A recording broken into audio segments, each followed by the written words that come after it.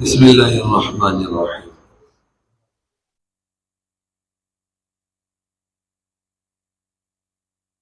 وليس برندن د فقهاو طبقات بیان کړي ذهن کې موږ طبقې ورو سره واورېږي د فقهاو یو بل تقسیم علما وکړي درې اقسام وتا یو ته متقدمین وي یو ته سلف وي یو ته خلف وي یو ته متأخرین وي سلف خلف متأخرین او دا زمونږ په دې فقه کې یو کتاب دی شرح مجلد په نوم باندې انشاءالله تاسو چې چا به تخصص کولو به د خیر ورپېژنئ دې کې دي نو سلف څوک دي سلف دې نه د اولې زمانې فقها مراد دي لکه امام صاحب نه شروع شوي تر امام محمد پورې رحمه الله او خلف د امام محمد رحمه الله نه پس شروع شي حتی د شمس الائمه حلوانی تر ختمېدو پورې دې ته ویل کېږي خلف او د شمس الائمه حلوانی نه شروع شه تر حافظ الدین محمد بن محمد بن نصر ابو الفضل پورې د خلکو ته متأخرین ویل کېږي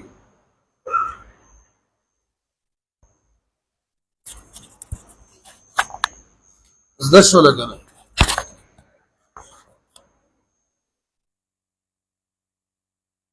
رجی بے طبقات المسائل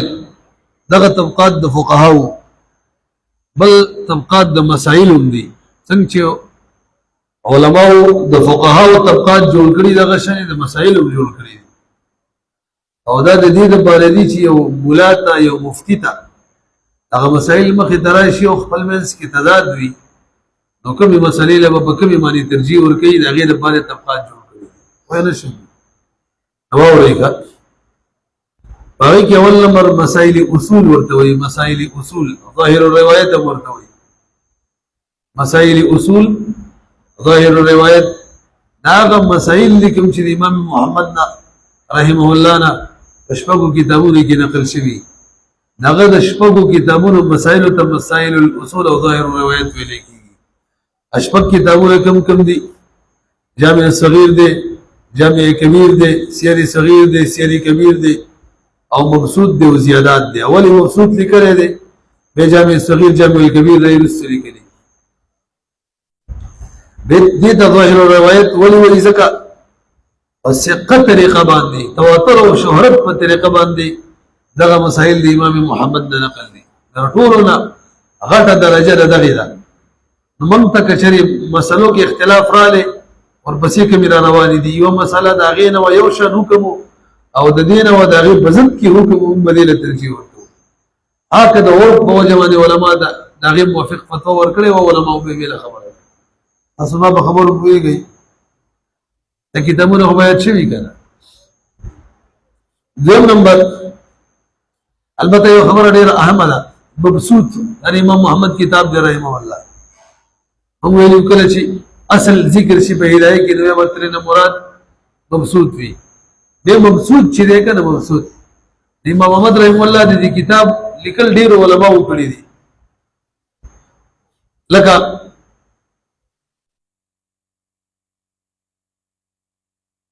یو نسخه چې د شیخ ابو سلیمان جوزجانی ده دا ټولو کې ډېره مشهوره ده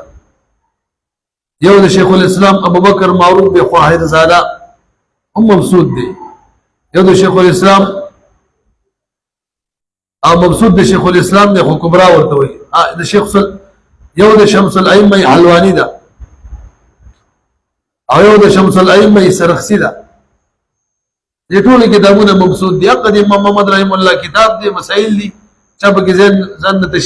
تشریحات کړي دي ولا تفصیل به کې کړی دی اړ یو ته مبسوط ویل کېږي ورسره اهمه دا ده کله چې هدایت کې موږ تراشي یا د هدایت په شروحاتو کې راشي چې خبره په مبسوط کې دغه شان ده مبسوط سرخسی کې دغه شان ده نو یاد ساتئ مبسوط سرخسی دا د حاکم شهید کتاب دی د کافی په نوم باندې کافی یو د شیعاګانو کافی کتاب دی غره ده د حاکم شهید کتاب دی کافی هغه شرح کړی د مبسوط په نوم باندې د هدايه په شروحاتو کې چې مبسوط سرخسي راځي دقه به مراد وي کوم چې کافي شرح ده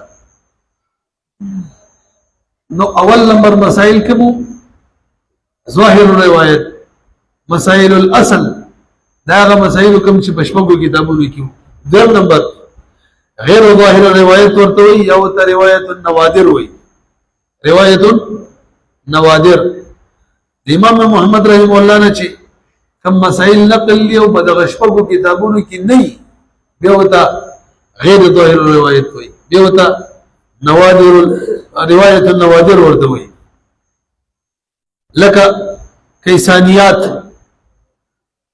امام محمد رحم الله یو شاګرد دی دا غنوم د سليمان بن الاشعبي کیسانی امام محمد رحم الله نے کوم مسائل نقل کړي دغه مسائل ته کیسانیات ویل کی نو دا غیر ظاهر روایت دي کا هغه شان ثقه طریقه باندې دي د نقل ما په خبرو پیږي کنه ځان سره لګي پیږي کنه هم دا شان هارونیات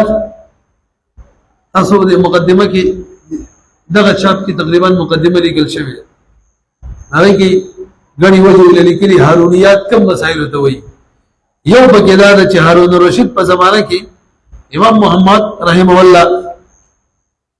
کم مسائل جمع کړي وغه ته هارونیات ویل کېږي دا هم غیر ظاهر روایت دي دا هم روایت النوادر دي او دریم نمبر جرجانیات امام محمد رحم الله چې کله جرجان تلاړ او کوم مسائل ته جمع کړي هغه ته جرجانیات وي دا هم غیر ظاهر روایت دي دا روایت النوادر دي وی لنډه دا کیسانیات هارونیات جرجانیات نکه مسله رااله او له شپږو کتابونو کې د کتاب د مسله رااله او تضاد خپل منځ کې لکه علماء د عرف د وجنه دین ترجیح ورکړي و ټیک د کری مفتابی راي به ما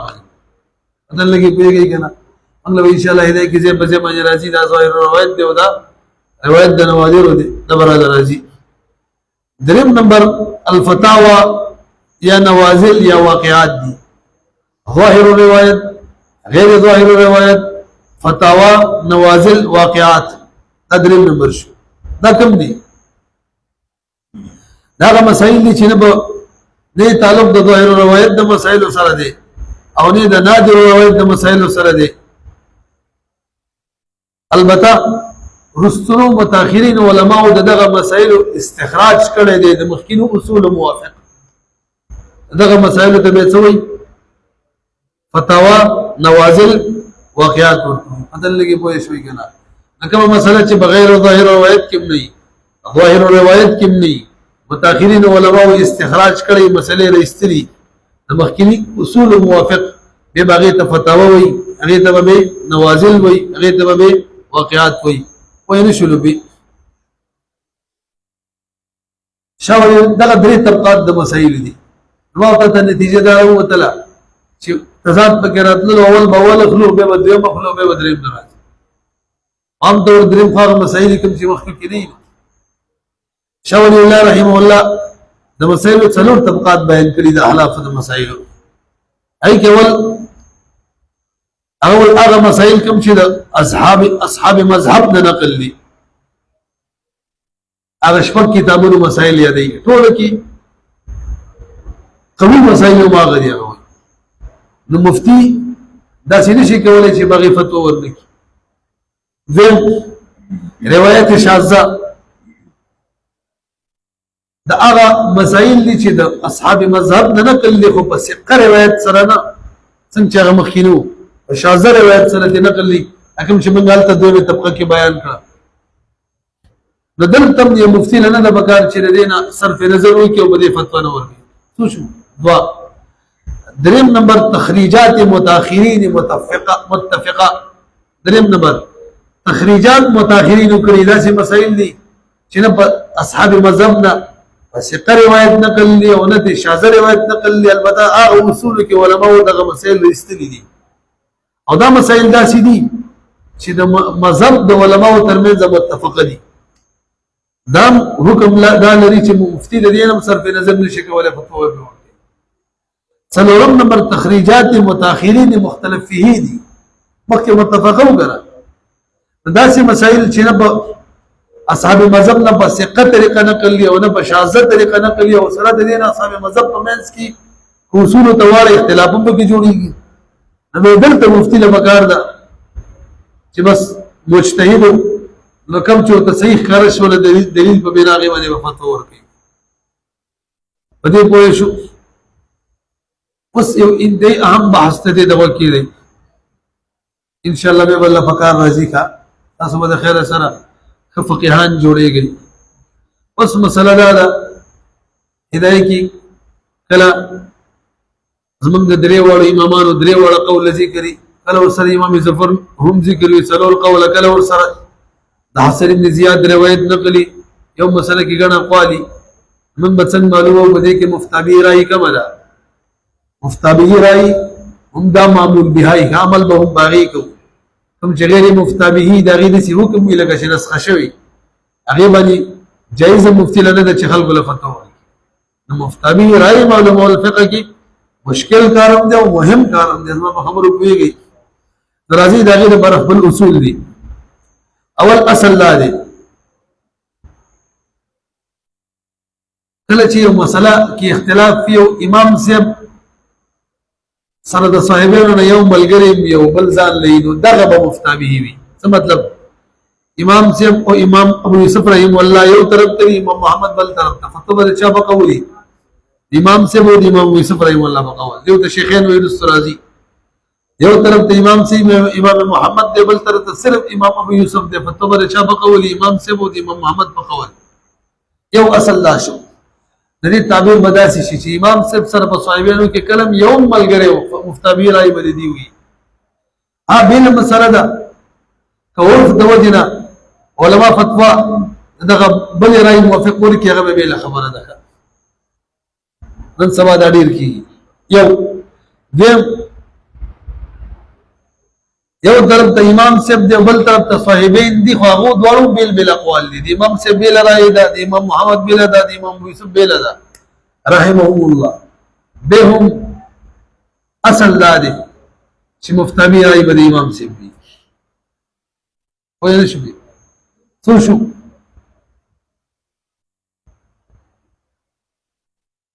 دو شو کنه یو دا دی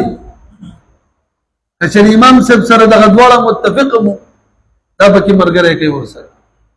د درې وړي ورای و به مفتی نه د بکر چې دې صرف نظر وکي مفتابی رائے به همدایي کا امام ظفر قول لا يقبل قول ولزي دغه نه شروع کوي کدرې وړه متفق هم دغه رائے به مفتابی کدرې وړه بیل امام صاحب رائے به مفتابی او کدی امام صاحب سره په دغه دواړو کې یو ملګری وو به هغه مفتابی درې شو. څلورم امام صاحب یو طرف ته صاحبین بل طرف ته وینه شي. په دې کې د عبد الله بن مبارک رحمه الله رائے دا چې به هم د امام صاحب ولا رائے د مفتابی وي. وایي شوي او د بعض علماء رائے د مفتی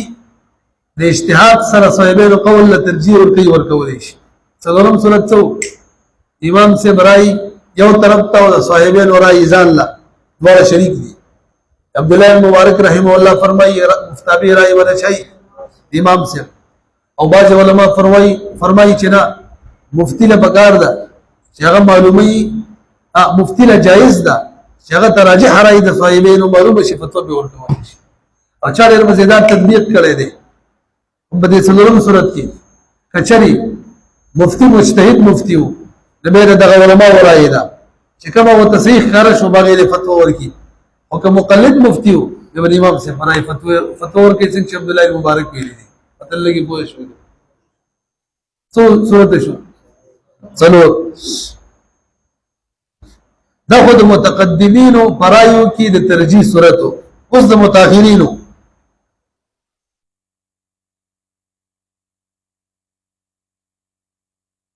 یعنی متأخرین علماء ورای مختلف دي. متأخرین علماء څوک دي لکه امام طحاوی امام ابو حفص کبیر ابو الليث سمرقندی دا شنو ډیر شي دي نو مسله دا ده کچره متأخرین برای کی اختلاف نو دا څو علما دي لکه امام طحاوی دی امام ابو حفص کبیر دی امام ابو لیث سمرقندی دی دی چې کوم در تمایل مفتبی راي به نه پنځه اصول مو ویل شپږم کله چې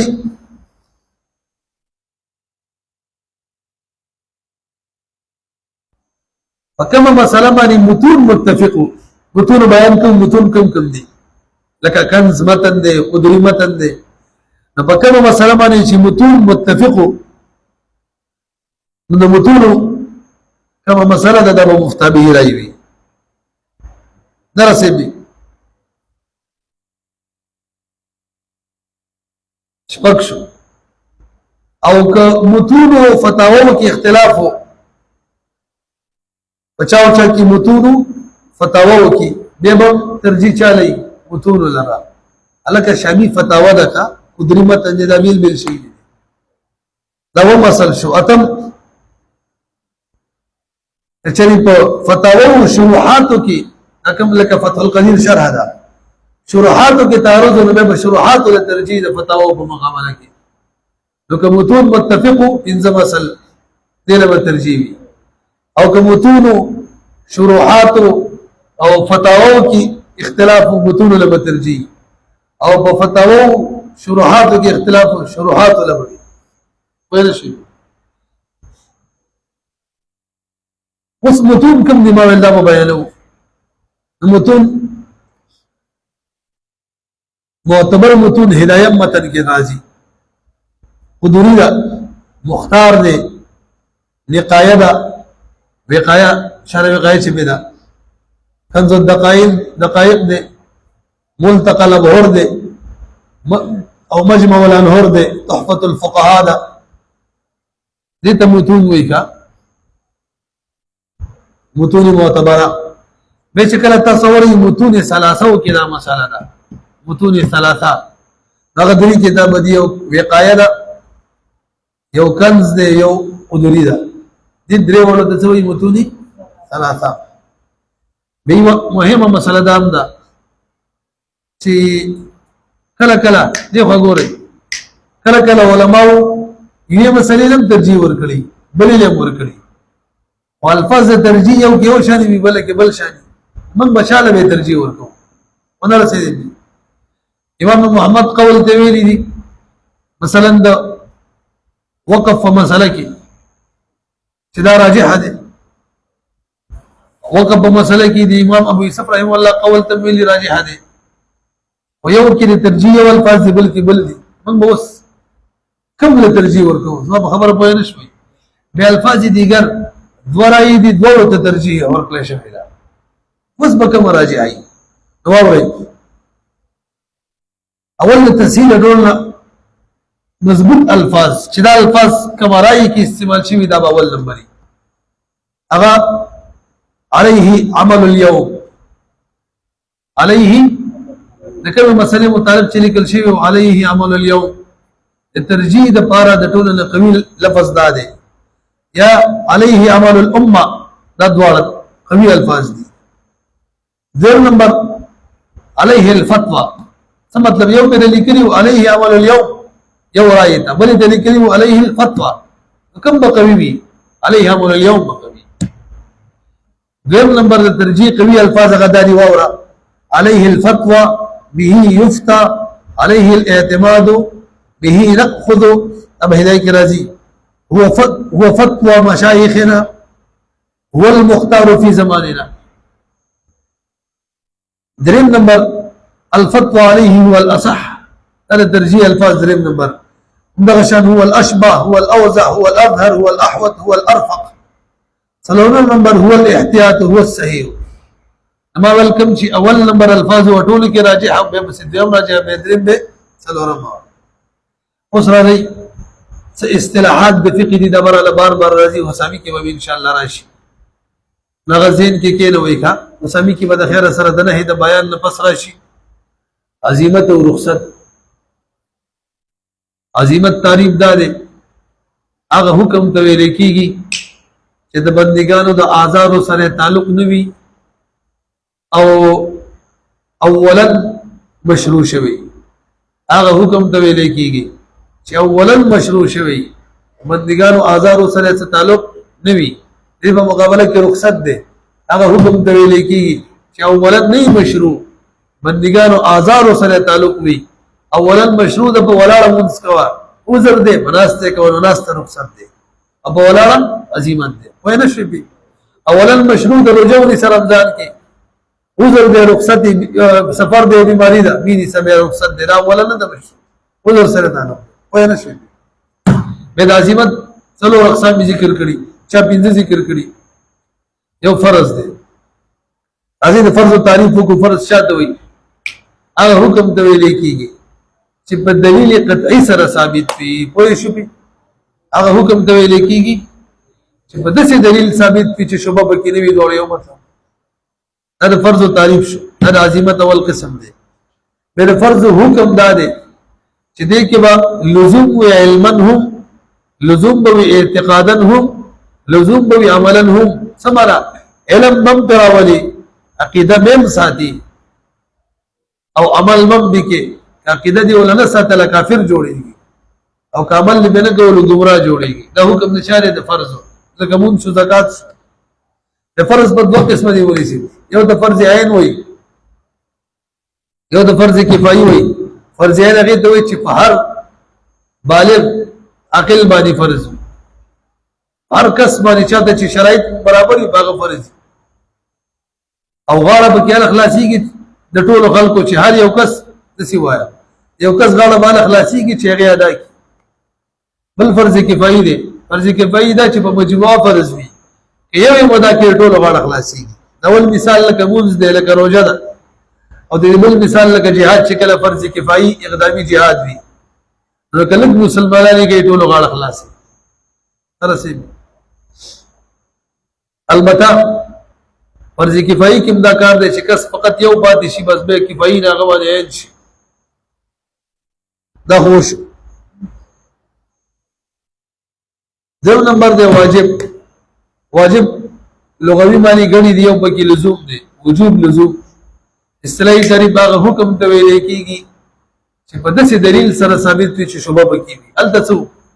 هغه حکم ته ویل کېږي چې په داسې دلیل ثابت وي چې شوبه پکې نه یعنی قطعي دلیل او دلته ظني دلیل باندې ثابت دي حکم یې سره الت لزوم او علما لزوم او اعتقادا لزوم او عملا دلته لزوم عملا شتره او اعتقادا او علما نشتا نو که چا په واجب باندې عقیده نه لرله دې بدل کافر کیږي نه کامل نه کول له فرض مشان فاسق به جوړيږي سم جوړيږي التم فاسق جوړېدل دلته خلک وایي کنه واجب او فرض په عمل کې یو شان دي به یو خبر احمد هم د یاد ساتي هدايه کې بر اعتبار بر راضي الزکات واجبه واجب برازي کله وجوب په معنا د دې وجوب نه په معنا د لزوم وي ابه فرض هم شامل دي الزکات واجبه معنا فرض لږه پوهیږي کنه دا ختم مخکې واجب هم دوه قسمه لري یو واجب عین دی واجب عین لکه وتر یو واجب کفایه ده چې لګي وي کې نور غاړه خلاصيږي لکه سلام جواب په مجموعه واچول شي یو جواب ورکې نور غاړه خلاصيږي دا شامل ګڼ مثالونه دي ښا سنت په لغت کې لارې ته وي او اصطلاح کې د نبی له سلام او د صحابه قول فعل تقریر ته ویل کېږي سنت د مخکې ویلي په سنت په دوه قسمه دي یو ته سنن هدا وایي سنن مؤکده یو ته سنن زوائد وایي سنن غیر مؤکده سنن هدا سنن مؤکده تعریف ده هغه عمل چې نبی له سلام همیشه کړی او په طریقې د عبادت یې کړی په طریقې لکه مسواک دې پرې خدلو باندې سړی مستحب د ملامتیا جوړیږي لکه د ماسپخین د سار مازیګر ماخام ماخوستن د کوم سنت چي او دا اصل کې اکمال دین وي دو نمبر د سنن زوائد سنن غیر مؤکده چې نبی علیہ السلام په طریقه د عبادت نه کړی عادت بوجنې کړي لکه ناس څنګه کوله روټۍ به څنګه خوړله کپڑے څنګه اچولې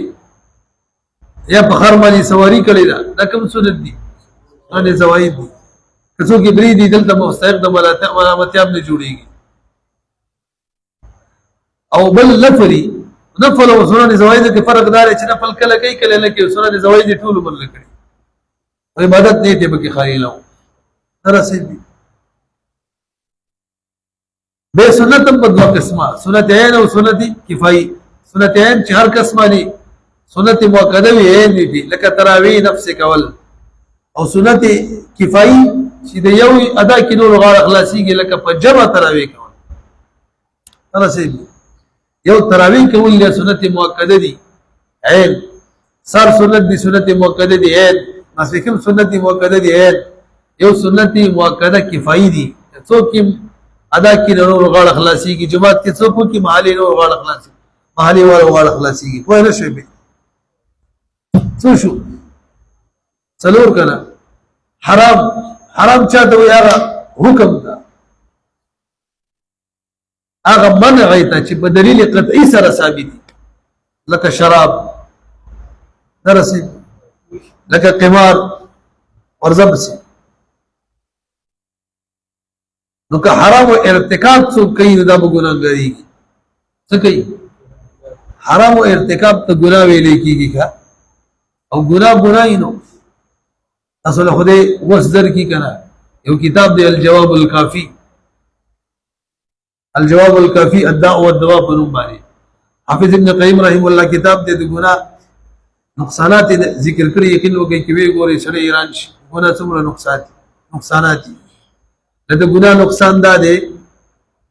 چې د ګناه په وجه سره د علم نه محروميږي د ګناه په وجه ځکه علم نور دی او ګناه معصیت هغه ظلمت دی زړه ته یا نور راځي او یا ظلمت راځي لکه امام شافعي رحم الله ته امام مالک رحم الله دا خبرې کړي هغه شارب وې دا قضیه کې نقل کړي دي شکوت الى وکیع سوء حفظي وارشدني الى ترك المعاصي او به فإن العلم نور من الهي التلفاظ لك بدل دي فاعلم ان العلم نور من الهي ونور الله لا يعطى للعاصي فرمانه تناسي دي نو علم ذکروني او کار بکو څه ګناه به پریږدو منافق کار علم خو به پریږدو کنه درسې کپڑے چې مون چې کې او کپڑے پاکي کا کنه دم دا هم لګوي وزر زر ذم نقصان هغه حرمان رزق دی حرمان رزق طاعت تقوا ولیکيږي الله په تقوا باندې رزق راولي ومن يتق الله يجعل له مخرجا ويرزقه من حيث لا يحتسب دې په مقابله کې څو ګناه کوي رزق کې به کمی راځي د علماء ورای د رزق کې څنګه کمی راځي دریم نمبر عمر کمیږي عمر څنګه کمیږي دې کې به درې راځي راجع اداره چې برکت د عمر ختمي علم نه محروميږي رزق کمیږي بل مثل عمر کمیږي تداو د الله ترمنځ وحشت پیدا کیږي بين نفسه وبين الله يجد الوحشة بين نفسه وبين الله بس وحشت پیدا کیږي الله نه لريواله پیدا کیږي څلور د ګناه په وجه د دې خلکو د ترمنځ وحشت پیدا کیږي نه خلکو مجلس نه زینو د غټ خیر نه محروم شي انځم نقصان شپږم نیکی پس بدای پس به بدی کیږي ایو د نور ګناہوں لار تخلاصيږي ما تاسو ویلو کړه ان من عقوبه السيئه بعدها مطلب لګي پوهیږي کنه نقصان د ګناه پس به ګناه کیږي ما تاسو څنګه جمله ویلې و سلفنا نقل دي بعض خلک په استدراج کې د الله نعمتونو پی هغه خوشاله چې لکه الله تګرانه ما هغه په استدراج کې ربا مستدرج بنعم الله وهو لا يعلم پته متن لګي اور بسې وای وربا ډیر کړه دی وسړی چې هغه مغبون په دوکه کې پڅ کې مفتون ففتنه کی خلق مدح کوي دا وایي چې ته ځکه سړی خلق مدح کوي هغه فتنه کی ته خل الله ته نه ګران وره خلق سر مدح کوي مدح چې کوي حافظ ابن قیم رحم الله لیکلي اخو دې کله خلق د پیسو په وجه کې نور دي اصل کې د کافرونو باندې شي یو هدي د وجه نه کوي نور یې باندې شي سره دیږي کنه به برحال یو نقصان دغه دی بل نقصان ادم دی چې نیکی کول ته سړي نه سلب کیږي برحال ګڼ نقصانات دي ښه د بد اعمالو ډېر بد نقصانات دي اوی موږ تاسو کله ګناه کوو ګناه موږ ته ولخ کاری علماء د نقل دی دای مغ ذکر کړي کله چې وسړي خپل ګناه ولخ کاری الله ته دغه ګناه غټي او که وسړي ګناه کوي او ګناه وته غټ کاری الله ته وړي الله یې معاف کوي ابو بخاری حدیث هم دی کنه منافق سړي چې ګناه وکړي دا چې وته داسې متنخ کاری لکه مخې دی چې مچ بار والوزي او مومن سړی چې کوي کنه اول جمله دا ده داسې تکلیف کیته لکه سړی یو پاک دی غر دلان دی او یریږي چې راځي الوی برحال ګناه په پریدو کا حرام په پریدو بل مکروه تحریمی دا عمل ته ویل کیږي چې دغه حرمت منع په دلیل ظنی سره ثابت بل مکروه تنزیهی دا حلال ته دا حرام په مقابله کې نږدې دې ته موږ خلاف علماء وایو بل مباح چاته وایي چې کول نه کول دواړه برابرۍ کړي لکه خوراک کول اسکاک کول بل فواید متفرقه واوري اول کتاب کې چې کله موږ ته هدايه کې د حسن لفظ راشي نو حسن بن زیاد به مراد وي امام صاحب شاګرد دی کتاب کې چې را لکه هدايه کې الامام راشي امام صاحب به مراد وي او کتاب کې چې را تصاحب المذهب راشي کنه به امام صاحب مراد وي لګړې هم خبرې دي کا صاحبین چاته وي زبل پیدا امام صاحب د غدوه شاګردان امام ابو یوسف امام محمد تصاحبین وي دا اصطلاحات شیخین چاته وي امام ابو یوسف امام صاحب تا او طرفین چاته وي امام صاحب او امام محمد تا کله چې کتاب کې راشي عند الامام چراشي امام صاحب مراد وي عند الامام الثاني امام ابو يوسف مراد وي عند الامام الرباني امام محمد مراد وي عند علماء الثلاثه عند ائمه الثلاثه بس موږ د درې وړ امامان مراد وي او ائمه اربعه چراشي د بیت د غرور څلور امامان مراد دي امام سیم امام شافعي امام مالک او امام احمد بن حنبل به موږ ته زمایر راځي زمایر کله چې مرجع مخکې نه وي او هذا الحكم عنده هذا مذهبه راشي مرجع نه امام ثبت مراد حکم مخکې مرجع وکړي امام محمد او څوک به ته مراد دي او که عنده ما راشي مرجع مخکې نه وي صاحبین به مراد البته مخکې امام محمد او به عنده ما راشي به شیخین مراد دي مخکې امام ابو یوسف به عنده ما راشي به طرفین مراد دي کتاب کې چې لفظ د مکروه راتلو مکروه تحریمی وي او مکروه تنزیهی وي د څه ده کنه یا ستې مکروه چې مطلق ذکر شي علامه شافعي وي به مکروهی تحریمی مراد وي کوم چې حرام ترزدي د سنت اطلاق په مستحب باندې کیږي او مستحب اطلاق زې په ځای باندې په سنت کیږي یو عمل ته به کتاب کې سنت ویلې به مستحب ورته ویلې به مستحب او به سنت کله چې لفظ د یجوز راځي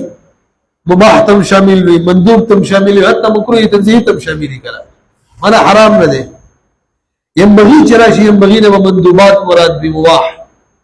ويشري به بس وګورو